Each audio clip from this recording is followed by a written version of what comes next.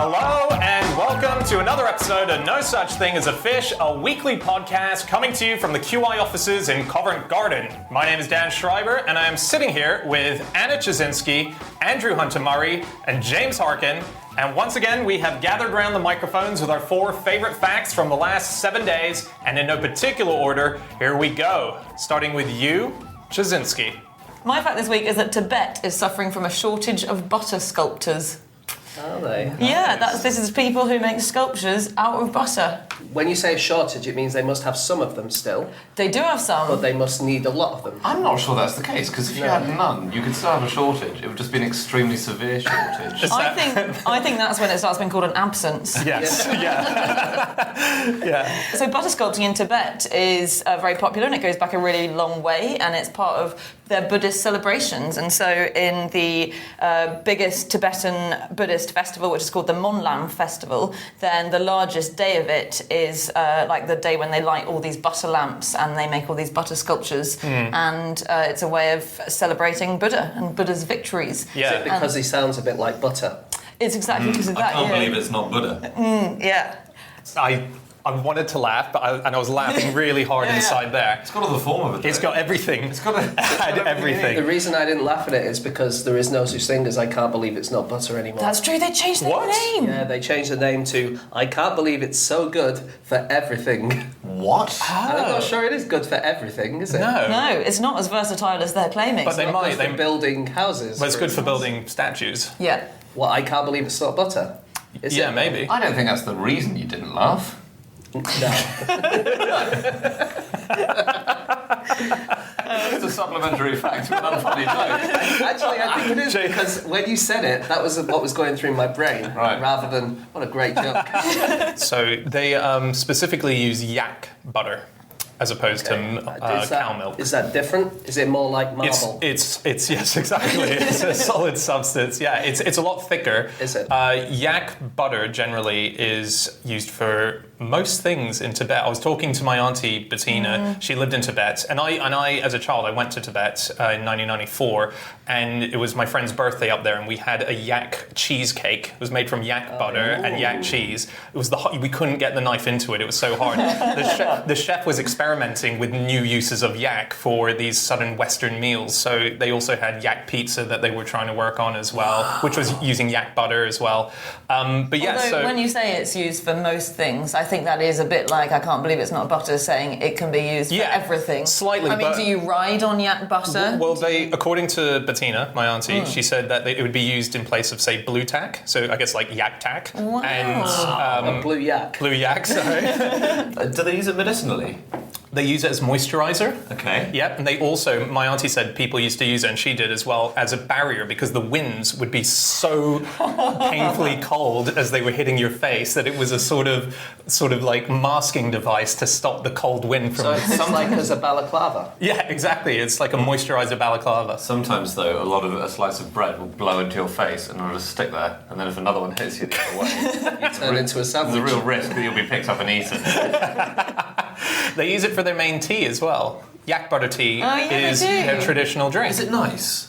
I didn't have it when I was up there. I think I've had butter tea. Have you? Is it ferment? I'm sure there's some fermenting process that goes on. Yeah. Does I it never become made it to be A bit alcoholic? rancid or a bit. Well, they put yak poo in it because the way they do they because the way they get the tea is off a block of tea, But and it's what do they do? They give you some yak butter tea and they go, would you like poo with that? Oh, just half a poo Well, for it's the me. same, but we're the same because I always, when I have a cup of tea, I put a bit of cow manure in there. Yeah, just a bit. What it says is that to bind the tea particles together, because they will be scraping the tea off a compressed block of tea, and it would be all bitty and too much. It feels like your auntie is setting you up for a really good practical joke when you go there. doesn't Yeah, it? it's true. Yeah. Yeah, she gave me so much information, and she said as well. By the way, her name Bettina is an anagram of Tibetan. Which is quite cool. Oh, wow. Yeah, and she said just yesterday they've moved house. They have a folding table that they had in Tibet when they were living there, and they haven't unpacked it for many years. It still smells of yak butter because they used to just have blobs of it on there. I don't know why. So butter has been used medicinally in the past, hasn't it? And they used to think, I was reading this in a book called A History of Food, and it didn't give a specific date, it just said until quite recently, it was thought that if you put a pat of butter next to a sick person, it would absorb their disease and they would recover. You do get people putting butter on bruises. That's a thing. Is No. it? Yeah, the ancient Egyptians used it. Okay. They would put a bit of butter on a bruise with some powdered mummy. Really? Yeah. Why were they using powdered mummy? I think they just had a lot of mummy to use up. Right. It's like, oh, we've got so much rosemary, well, we'll have rosemary and everything. I was reading an article by that interviewed Elaine Khosrova, who's a historian of butter, and she thinks that it was like a magical holy thing because no one really knew how it was made. Do you know what I mean? So you would get some milk and you'd put it in some animal skin or something like that, and then the right kind of bacteria would have to be there for it to churn and turn into butter. But quite often it wouldn't work, and people wouldn't know why it wasn't working. see. And so sometimes it worked, sometimes it didn't, and they thought it was magical for that reason. Oh, really? Oh, well, that's so in Iceland, I think they... Icelandic people used to pray to the god of blacksmiths for better butter because in a similar way they didn't know how it was made and they thought it was like gold because it just had that goldy shine and so they thought let's pray to the guy who's responsible for metal because he'll sort out our butter shortages. I can't believe it's not better. Yeah, you're really pushing this joke, aren't you, Andy? You'll be surprised one of these moments. Do you know where else they have a big butter statuary industry? Is massive in America. Yeah, I didn't know about this. I didn't know about this, and everyone in America watching this will know absolutely about it. Butter. Yeah. It's huge. Butter They have these statues. State Oh, butter farms. statues. Yeah. Sorry, right. State farms and state fairs and things, and they'll Yeah. always have massive butter sculptures. And they had, there's one woman who has recently retired. She did it for 50 years in Iowa. Every year she just made a cow out of butter. Cool. And they reuse the butter as well. So Really? you don't What, even to need- eat or for more statues? For more statues. Oh, So really? Keep it on ice in between, so they don't have to use another, Smart. 100 kilos of butter to make a cow. Wow. This started in the 1800s in America, where they would make things not just out of butter, but out of lots of foodstuffs. So they were making loads and loads of foods because the land was so good for growing. And there was one where they had this thing called cereal architecture, where someone made a palace out of corn and grass and stuff like that. They made a Liberty Bell out of oranges, and they made a life-size knight out of prunes. It's like a weird childhood fantasy world. Just everything. I think it's to kind of show off that they've got all this amazing Like all these produce. Yeah. It's like we've got so many prunes, we can waste some of them by making them into a knight. Yeah. Yeah, because the person who started it, I think, was a woman called Caroline Shawk Brooks, who was this really famous sculptor in America. And so she displayed her sculptures at the World Fair. She has this one called Dreaming Iolanthe, which, if you look it up, it's really beautiful. How did she get them to the World Fair? Would she Without sculpt them melting. there, or Yeah, she sculpted them there, and the problem was she wanted to use her kind of butter, and she had to get it all the way to Europe because the World Fair was in Paris, I think. Yeah. But the problem was she couldn't keep it cool, so she needed to find a boat with enough ice in it. Yeah. So she eventually found one. It took her ages. She got it onto this boat, got all the butter over, like 100 kilos of butter, got there, and the World Fair had already finished. Oh. I thought you said she showed it at the World Fair. Well, that must have been another. It was a different one. So There did were it lots go of off others. or something? Did it go off? Yeah. The fair? No, the butter that she had once she... Well, I don't know what they did with it once she got there. I can't believe it's not bitter. Anyway. You know, yak milk should actually be called knack milk. Why Because is the that? yak is a male. Yeah, the knack is the female. Really? You can't milk a yak. Can't milk a Well, yak. No, you can't. No, you can't. But if you think you've milked a yak, that's not milk. You've been pranked.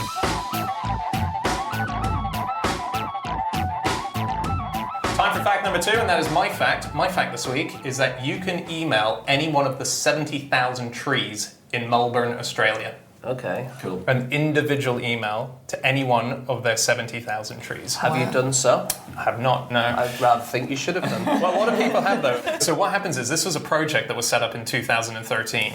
The idea was that every single tree got its own ID number because they wanted to, if you lived near this tree and you saw it being vandalized or you saw that it was in any way dying, you could report this tree by sending an email to the tree and then someone would pick it up. Report the tree. It just sounds like the tree's in trouble. The tree is in trouble. of them. wrong. Well, yeah. Do they call it tree mail or? They should do, yeah, but they, as far as I know, they don't. No, and this is a project called the Urban Forest Visual Project, and they set this up back in 2013. So instead of calling it tree mail, they called it what? The Urban Forest Visual Project. I think they need some help with branding. They set it up. It was set up back in, I believe, 2013. So it's been around for a long time. And what ends up happening is very occasionally someone from a big newspaper or a big online magazine finds out about this. And then they write an article, and then people start flooding the trees with emails. So, But how do they deliver the emails to the trees? Yeah. They print them out. That's pretty messed up. Can you that's imagine? pretty weird. That's like sending. to the tree. yeah. That's like getting a ransom and sending someone their friend's body part and writing the ransom note It's on like that getting body a flap part. of skin saying, hello, I think you're great, written on it. Yeah. With your skin. Well, but then Yeah. isn't it like trying to heal a bruise by dropping some powdered yew on it? Yeah, like that's the true, mummies. actually. Yeah, you're right. No, we don't get away Yeah. scot-free on that. No. No. But yeah, so the idea is they each have this individual ID number, and people do send them emails. There's one that says, "My dearest Ulmus, as I was leaving St. Mary's College today, I was struck not by a branch, but by your radiant beauty. You must get these messages all the time. You're such an attractive That's a tree." bit creepy though, isn't it? That's a bit odd, yeah. Like if I got that email and they substituted tree for human, I think I'd be pretty creeped out actually. And imagine That's how freaked true. out you'd be if you were literally rooted into the ground, so you can't even run away. That's a good Can point. you get a restraining order as a tree? Because I think they should invest in some of those. Well, maybe they do. Maybe the restraining order is against someone who's graffitied the tree. Yeah. Imagine if someone came up and wrote a love letter on your body when you've never even met them. Imagine if someone tattooed into you that they liked somebody else. That's basically what happens. That'd be amazing. Yeah. I've got a tattoo on my shoulder saying Danny for Emma forever. But then also you could go even further and say, imagine if someone took your body, pulped it up, added water, squashed it down, and then got a pen and wrote a love letter on you, and then sent it through the post. Yeah. That'd be That's pretty That's pretty screwed up, messed up. wouldn't it? Yeah. I'd be happy that I'd had a new life as a different form. It's like being reincarnated, isn't it? Every tree is reincarnated as a book. It's a book. Yeah. That you can look at it that way. That's like saying that you get reincarnated as a corpse. You kind of do. No, but I don't get used as a corpse. I think you need to be Right. used in order for it to be reincarnation, don't you? If you were used in I thought it a... was that you come back to life. I thought that's the whole point of reincarnation. Yeah, it is, yeah. Not that there is a use applied to Yeah. the body. yeah, that's because if probably you right. donate your skeleton to medical science and they use it in classrooms and universities, Yeah, I've been reincarnated as a teaching assistant. teaching assistant. But these trees have been mainly getting non-helpful environmental emails and just love letters from people, haven't they? They have, yeah. Or really self-involved letters. So there was one that, thing is supposed to be about the trees, but someone wrote, "Dear Greenleaf Elm, I have exams coming up and I should be busy studying. You do not have exams because you are a tree. I don't think there's much more to talk about as we don't have a lot in common, you being a tree and such, but I'm glad we're in this together. Cheers. F," she signed off, and then a few days later another email came through. Well, sorry, when she did F, do you think that's what she actually got in her exams? Because she was Well- sending emails to trees the whole time. Sorry. She hadn't got the exam results yet, obviously, Right. because she was still taking the exams. But she did then send a follow-up saying, "Hello, Greenleaf Elm. It's me again. (Brackets F. I just got my marks for last semester back. On a definitely completely unrelated note, how do you deal with the constant, relentlessly soul-crushing pain of disappointment after disappointment that characterises our life on Earth? You must be very old, right? So I thought you might know." Yeah. So I think maybe she did get an F. Yeah. Yeah, that sounds like it. Sounds like it. But the thing Also- is... Sorry, go. Well, I just think she's got a very high opinion of herself if she thinks she's the only person in the world with an F as an initial. She goes, "You remember me, F." Probably the only person who's ever emailed you with that You're initial. right. These trees are popular. They do. They No, do. they're poplar. Yeah, Come on. that was strong. They do write. They do write back sometimes. Do they? Yeah. So someone wrote. Well, I'll refer you to the Guardian. The Guardian wrote to Ginkgo Maidenhair Tree in Fitzroy Gardens, and it replied saying, "Dear Oliver, thank you for your lovely words. I am very well. Enjoy your day. Yours sincerely, Tree 1441724." Well, that is going against council regulations, actually, because Really? the guy called Mr. Woods, who's running this campaign... Mr. Wood? Yeah, that's true. He's called Mr. Woods. That's Have you great. got a problem with that? No. That's astonishing. I wrote that down and didn't notice The thing is, whenever you try and visit him in his office, you can't see him for all the trees.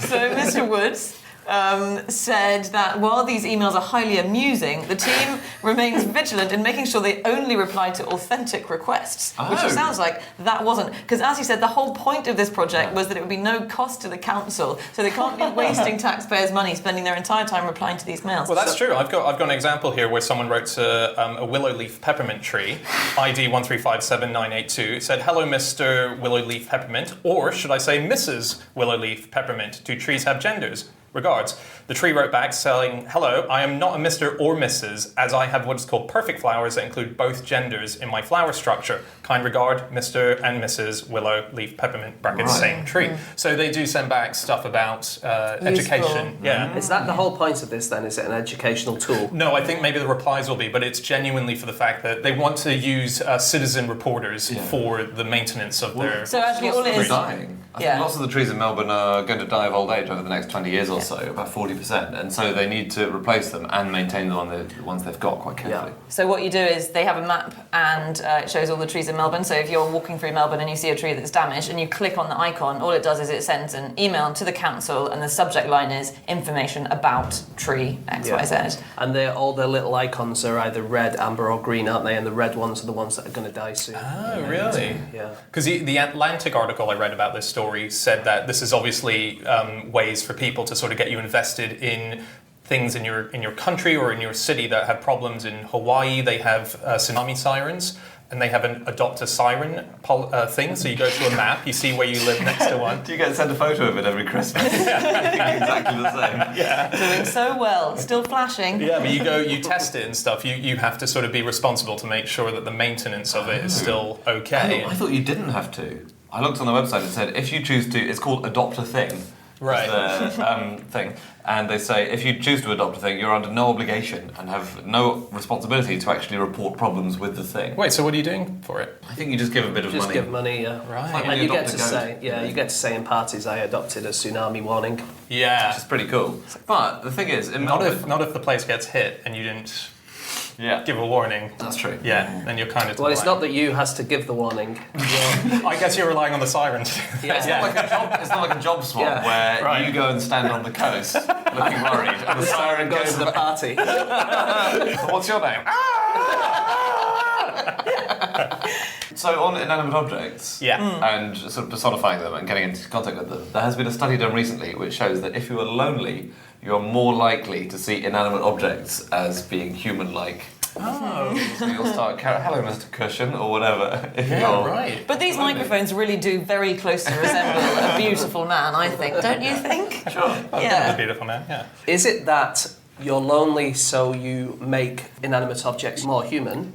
Or is it that you're the kind of person who makes inanimate objects human and so you are So- automatically a loner? Well, I was asking my fridge about this the other day. I think it's that if you don't have human relationships, you're more likely to name your mugs. But what I'm saying is it's possible that it's the other way around. Or that it's just self-perpetuating, I guess. Yeah. So once you do that, you get stuck in a cycle, don't you? If you've got your mug mates, you don't need people anymore. Yeah. I mean, it is obviously a thing, isn't it? It's like in Castaway with Wilson, the volleyball. Oh, yeah. Remember? Yeah. Yes. It's exactly like that. It is If he like that. had been there with 50 or 60 other people, he probably wouldn't have done the volleyball thing.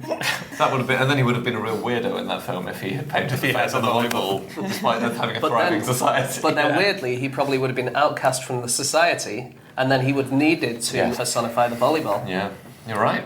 I wonder what teddies fall, because I'm very close to my teddies. Maybe closer than I am to most people, but I don't think that counts me as like a person. Well, you wouldn't think that, would you? But then people like me would think, yes, that is weird. Well, I think you're weird. Well, For liking women, okay? So I guess we all have our own weird predilections. No need to get judgmental. But my wife is definitely a real person. Oh, you've thought that for years, haven't you? It's time we broke the news to you. She's just a coat rack. Is she? Yeah. That's a bit hard. I mean, she does wear coats very well. Did you know that in the 1800s, then a lot of Americans lived in trees? Did they? Yeah, some As in Americans. tree houses. Tree houses. Or... No, inside trees. Oh, inside trees. Yeah. Wow. I'd say that's technically still a tree house. Oh yeah, it's true. I suppose it is, but they need to rebrand themselves, actually. Well, they did, and they called themselves stump houses. Well, the houses didn't call themselves that. They didn't call themselves anything. They're just stumps. Well, I People actually call them think that. they have a bit of humanity to them. Actually, they had, because they would turn them into houses. So, houses look like a face because the window's at the top and then the door looks I've like never a seen nose. that, but then I'm not lonely. Okay. You've got your clothes rack, haven't you? I'm really sorry about that, Paulina. She doesn't listen. She's not real.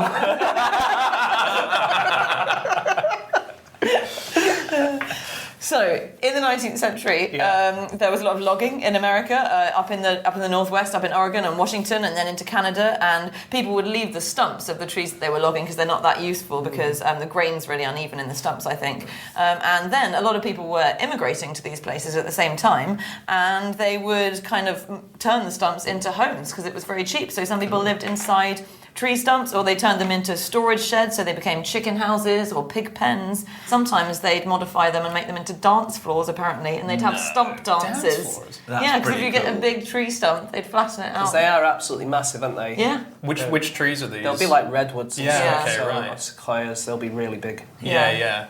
Ants farm in trees and have been doing so for many thousands of years. What do they farm? But proper farming, Proper cows. tractors and stuff. Wow. So they they farm fruit crops. So they farm different kinds of fruit, and they plant the seeds. So they'll be like a fungus or a fruit crop growing out of the slits in trees or the slits in bark, and they'll take that and they'll plant it and insert it further up the tree, and then they'll poo on it to fertilise it, and then it grows and it Like fruits. farmers do. Like farmers, they always pooing on their crops. And as the plants grow, they form these big hollow structures that the ants live in. Right. So they're kind of turning their farm also into their farmhouse. And they can eat it as well. And then when it creates more seeds, then they take these seeds and they go and plant them further up the tree. And they have this permanently self-fulfilling farm that they run up trees. Very cool. It's very cool. I do know a fact about farmers' bottoms. Yeah, go on. Sure. There used to be a thing where to test whether the ground was ready for you to plant your seeds, you'd take down your trousers and you'd put your bum on the ground, and if it was too cold, then you wouldn't plant the seeds. But if it was Is it a warm bit enough, like- then the ground was soft enough and you could plant the seeds in. If only other bits of the body could sense temperature, we wouldn't have to do this. But it's a bit like kind of gauging the temperature of a child's bath by putting your elbow in it. It's exactly like It's not that. exactly like that. No, because you wouldn't gauge the temperature of a child's bath. Yeah. It's like when I dip my arse in my tea to see if it's warm enough to drink. No yak dung for me. I brought my own dung. I've just got one thing on emails. So there were a team of scientists in South Carolina who did a test. They went through 2 million emails in people's Yahoo inboxes. Don't know how they got access to it. I can imagine. Yeah, but they looked at the number of words that people sent through their emails per year, and it equates to basically writing a book. Everyone, if they use It's email not a good book, constantly- though, is it? It's terrible. But yeah, roughly 41,368 words is what they said that we. That's a short- It's a short that's a short book. book. It's a short book, but That's still a Mr. Men book. That's not a Mr. Man. It's a bit longer than a Mr. Man book. It's Mr. Verbose, so if you've not read that.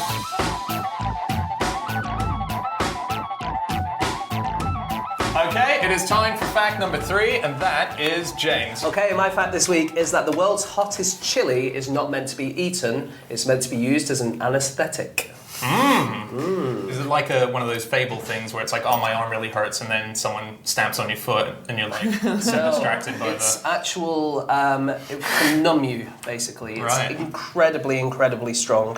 The idea is, if you're allergic to normal anaesthetics, then you could maybe be able to use this kind of thing. If you went to the dentist, it would only anaesthetise the small amount around your tooth, so it wouldn't hit the muscles, it would only be the pain receptors, so it means that you wouldn't have that kind of thing where you can't talk properly. Yeah.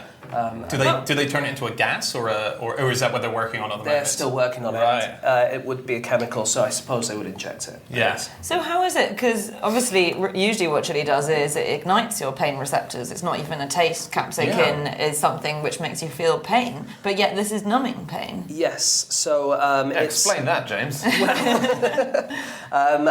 I don't know exactly how that works, but the way that capsaicin works is there's a channel called TRPV1, and that normally is a heat channel. Oh, sorry. Okay. Not a TV channel. Not a TV channel. It's normally a heat channel, and the body is tricked into thinking that it's hot when actually it's kind of spicy and Yeah. It's so weird. Yeah. It's not hot at all. It's not hot at all, no. So this chili pepper Yes. is called Dragon's Breath. It's called Dragon's Breath, yeah. And on this scale that they have, called the Scoville scale, Yeah. it scores 2.48 million, which is extremely high. Yeah. So what that means is, because they've done it, but they do the scale by how much diluting it needs. So if it's got 40 on the Scoville scale, if you dilute it 40 times, you will no longer be able to detect it. So if you've got 1 drop of this stuff and 40 drops of water, you can't taste anymore. So this would need 2.48 million drops, and even then you could still just about taste it. Wow. And so I worked out how much that is in actual water. That's half a bathtub full of water. Oh, really? If you put one One drop, trillion. One if you drop. put one drop into half a bathtub of water, That's how much you you- would only just know what? stop noticing. That it means at point. we're like sharks. Wow. Yes. It does. Effectively. If there was an animal that had chili sauce instead of blood, Yeah. Yeah. and it was bleeding, and we were swimming in the water, we'd be able to detect them Wow. and then attack them. Does that mean if you drank 1 cup, let's say you put the chili into the water, Yeah. does it go across the body of the water? As in, if I got a cupful away from the bath and I drank it, I think so. Yeah. I mean, maybe have the to- molecules would have to. yeah. You'd have to stir it around. Yeah, if you 'cause stirred you might it. not. If you just put it in at that end and then you quickly. Scoop Yeah, it yeah, out, yeah. It's a bit like homeopathic chili, this, isn't it? Yeah. This is amazing. It So there's a is guy called amazing. Wilbur Scoville who developed that. Yes. Yeah. They Years. developed the scale. The scale, not the chili pepper. Yeah. Yeah. So this is now officially, according to Guinness World Records, the hottest chili in the world, and it's taken it away from the previous world record holder, which was called the Carolina Reaper. And the Carolina Reaper held it for quite a long time. It was developed and bred, so I think some of these hottest chilies are all part of a breeding plan. And so the Carolina Reaper was made by a guy called Ed Curry. No way. Yeah, That's Curry so developed cool. it, and they did a thing. He did an anniversary eating of one. For like they threw a celebration for it, so he just ate one raw.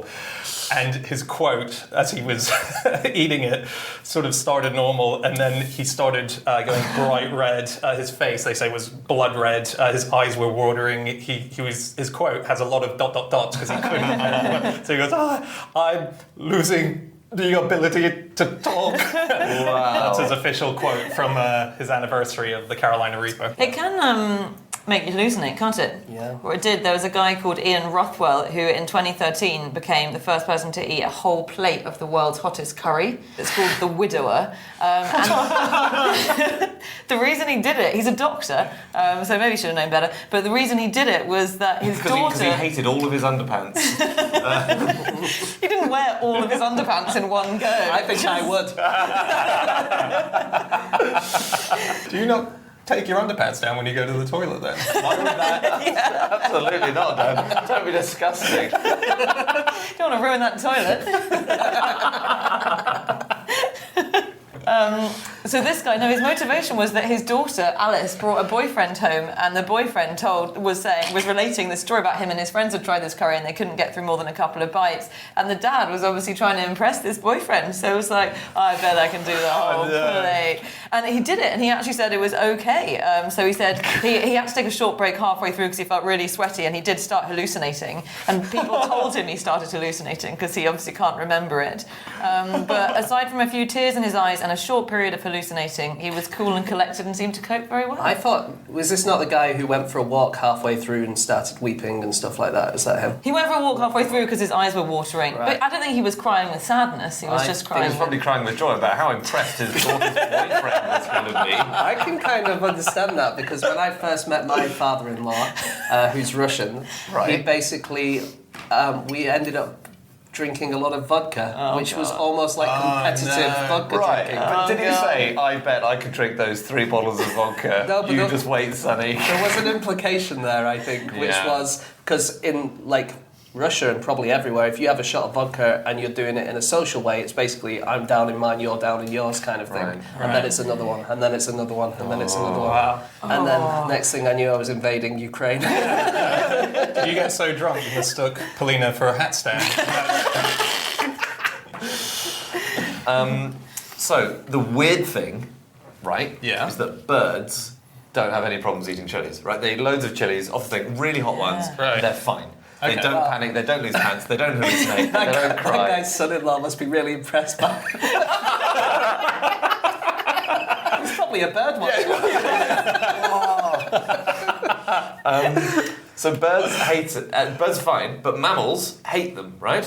Yeah. Most Yeah. mammals, including, and obviously humans have developed the ability to think, oh, actually, I do quite like this. But the theory is that the plants are using birds because the seeds go through them really fast, and the birds poo them out and they spread the seed and it spreads the plant. Whereas mammals have digestive juices which destroy the seeds. So the plant has developed seeds and, little fibres and things which mammals being hate, eaten. but birds don't. All right. Isn't that crafty? Yeah. And maybe humans, they do it so humans like it, so that humans cultivate them. Yeah.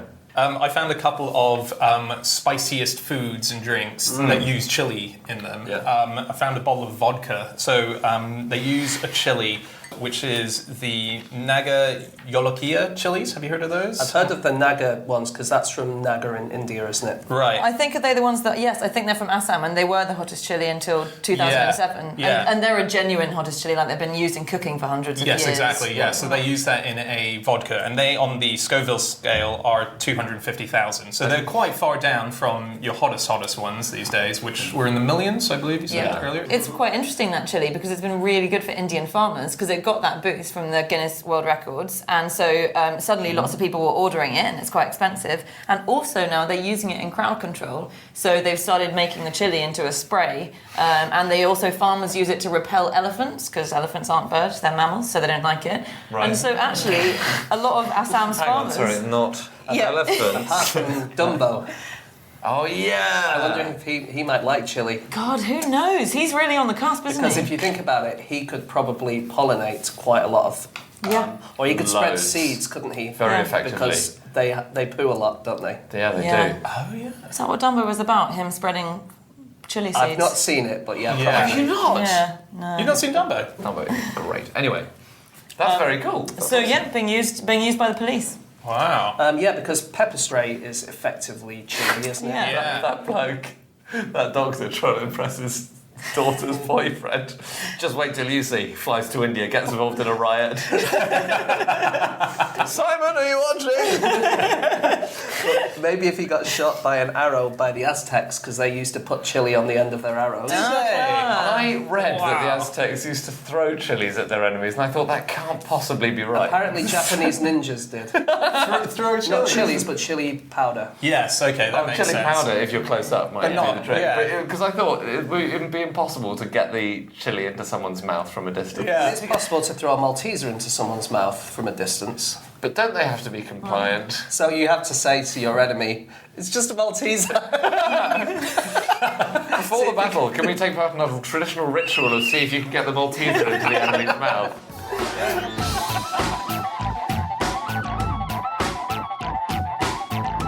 Okay, it is time for our final fact of the show, and that is Andrew Hunter Murray. My fact is that one of Napoleon's admirals lost 3 legs in battle. Was he an animal? Was his Like, name? he was Oh, it could have been a dog, because Yeah, like it could have been a dog. sometimes people give naval ranks to animals. He was don't he they? was a spider. Was he? Yeah, so he was still able to lead a fulfilling career. Barely noticed. Yeah. What's the story? His name was Georges René Lepelle de Lepleville, and he was a French admiral, and he lost his right leg in a battle, and then he lost his wooden leg in another battle, and then he lost his replacement wooden leg in another battle. So, did you lose First. anything else? No, I think he was very lucky. Imagine your luck. That's like bowling. Well, it's not lucky to lose your first leg. No, the first leg. The next two are lucky. Yeah. True. And for a while, he spent his time sailing around in a ship called the Brilliant. That's so cool. That's awesome. That's good. That's very good. I should say this fact was originally tweeted by a guy called Peter Campbell, and it was sent in by Ryan Goodman. So thank you to both of those guys. Another person to lose their leg in the very same battle was Lord Uxbridge. Quite famously lost it. I think it's in Britain. So I didn't grow up here. I don't know if this is a famous encounter, but when he was talking to the Duke of Wellington, as soon as and he lost it by cannonball as well. There's a line where he says, "By God, sir, I've lost my leg," and then the Duke of Wellington says, "By God, sir, so you have." And apparently that's a thing that's taught in schools here. Have you heard that before? I've heard it before, but not at school. It's not a schools thing. It's like it's just an example of great British restraint and stiff upper lip that blatantly didn't happen ever in history. And he actually did something that seemed to be quite common. He buried his leg, or his leg was buried in the garden where it was cut off, and a little tombstone was erected, wasn't it? Yeah. And that seemed to be quite a common thing. So a few people did this. It's said that that's where the original inspiration for One Foot in the Grave came from. Yep, that's obviously not true. Pretty sure that would be when you're in the grave, both your feet are in there, so you're almost in there. Yes. Yeah. But why? No, but you'd say both feet and all my body and stuff in the grave, right? When you are there, so it does make sense to say 1 foot in the grave. If you've buried your leg, yeah. But then why not one leg in the grave? That's a very good point. Yeah, I'll have a chat with myself about the origins of that later. But they did. There was a thing. So they got in a big row basically over the leg because the family who owned the house where the leg had been left and buried made a little living from displaying it to people and showing it around. And then 60 years later, his son visited the house. He thought, "I'll go and visit my father's leg." And he was horrified to discover, supposedly, that it was sticking out of the ground because it had been unearthed by a storm. It was a really bad nick. Wow. Like foot up, like he was trying to climb his way up. I can't quite believe You it. kind of hope it is foot up, don't you? Yeah. Like the foot at least would be... Yeah, That's true. It's closed. and that's where the phrase "1 foot out of the grave" originated from. The sequel. He said, "Right, I want my father's leg back because you've really made a hash of looking after it. So I'm gonna." And they said, "No, we want compensation," and they didn't let him have it. And there was an impasse between them, and then eventually they just kept hold of it. And then in 1932, supposedly they burned it. They burned it. What? Yeah. Just so that he could never get hold of it out of spite. I don't know. I don't think so because that was it was 60 years after even the initial row, which was 60 years after. But you're just burning bone, right? Can you burn bone? I don't know. That's the story. Do we know why they did that? Like, as in, obviously they were. I can see what we're saying. They're doing grand gestures towards to the legs, but why did people bury their? I think it was partly because it was to show how important they are, and this thing is so vital, and also because it was quite a mark of pride in the 19th century. I think during the Civil War and the Revolutionary Wars, if you lost a leg, that showed you were really manly. So it was more for veterans of war as opposed to. Well, it was never. It would only ever was been never a important big people. thing. Oh, okay. It's just a handful. Okay. Yeah. Because you were celebrating the end of your leg, it's where the word legend comes from, leg end. Yeah, that is true. Yeah. Is it? Yeah, well, we'll leave you to work that out. Let's have a little bit of Googling after this show, why don't we? I so believe it. Do you know what? So this is something that's very cool. Do you know why flamingos are so stable on one leg? Because you always see flamingos standing on one leg, don't you? Always. Yeah, you do. Yeah, you do. Yeah. So scientists have Is it because they're literally- used to it? No. Oh, because you would think, because they do it all the I time. mean, they are. Yeah. I mean, I'm sure they are used to it, but that's not the reason that Is they it because can. are they welded onto a platform? Yeah, they're all lawn ornaments. No, it's not that. Why is it? Okay, I'll tell you. So a couple of biologists, they're called Young Hui Chang and Lena Ting. They've studied this just now, right? And they were trying to work out why flamingos are so stable, or rather how they're so stable. Yeah. And they discovered this by writing to some zoos and doing experiments on flamingos. And they would put them on a little plate, right? And they'd measure the forces that the flamingo's foot would put down on the plate to see how it's adjusting. And then they wrote to another zoo, which had just had a couple of flamingos which had died. And they said, "Can we have your flamingos, please?" And then they propped the flamingo up on one leg, this dead flamingo, and they found that its leg locks perfectly, right, just on one leg. And they're more stable on one leg than they are on two. Because when a flamingo stands on one leg, somehow all of its tendons slot right into place and it can just stay like that for ages. Why couldn't they lock both legs directly in place and then stand Yeah. This is the thing. So what's the advantage in only standing on one leg? Sometimes they're standing in cold water and they may not want to lose heat through both legs.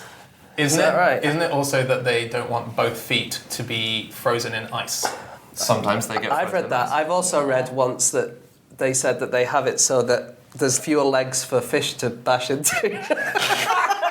Yeah, and there's just no way of telling which of these is more or less plausible. They're all very plausible. Like, say if you're in a battle and there are cannonballs flying everywhere and you're standing on one leg the whole time, then you're less likely to get your leg Got blown it. off. So it's not to stop the fish from hurting themselves, it's to stop their legs from Yeah, getting I hurt. think that's it. Yeah. Okay. Okay. I believe that one. Okay. Well. Yes. All right. I've got one last thing on Cannonball War, and so this is not about legs, it's about hands. There's a guy who was a knight in Germany in the 1500s called Gotz, and we know him as Gotz of the Iron Hand. Have I told you about this guy No. before? Gotz of the Iron Hand was this badass knight. He was amazing, and during battle, when he had originally both of his hands, there's two theories. One, that a cannonball sound freaked him out, shocked him slightly, and he lost control of his massive sword, and the sword went back and he chopped off his own hand.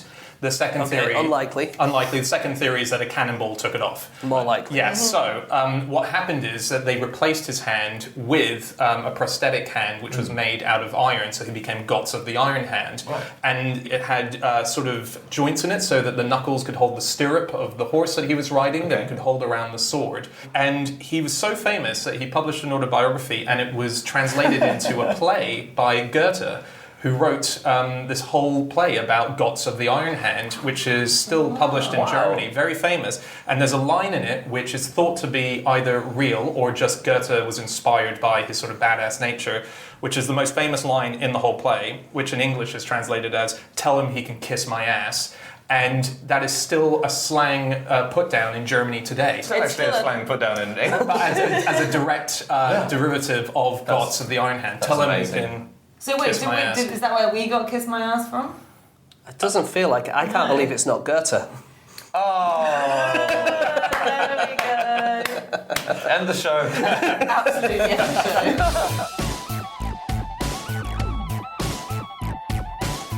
Okay, that's it. That is all of our facts. Thank you so much for listening. If you'd like to get in contact with any of us about the things that we have said over the course of this podcast, we can be found on our Twitter account. I'm on @Schreiberland, James, At Eggshaped. Andy, At Andrew Hunter M. and Chazinski. You can email podcast@qi.com. Yep, or you can go to our group account, which is @QI Podcast, or you can go to nosuchthingasafish.com, which is our website. It has all of our previous episodes on there. It's also got a link to our book, which is coming out November 2nd, called The Book of the Year. It's also got links to our tour, which is going through October and November in the UK. That's all from us now. We'll see you again next week. Goodbye.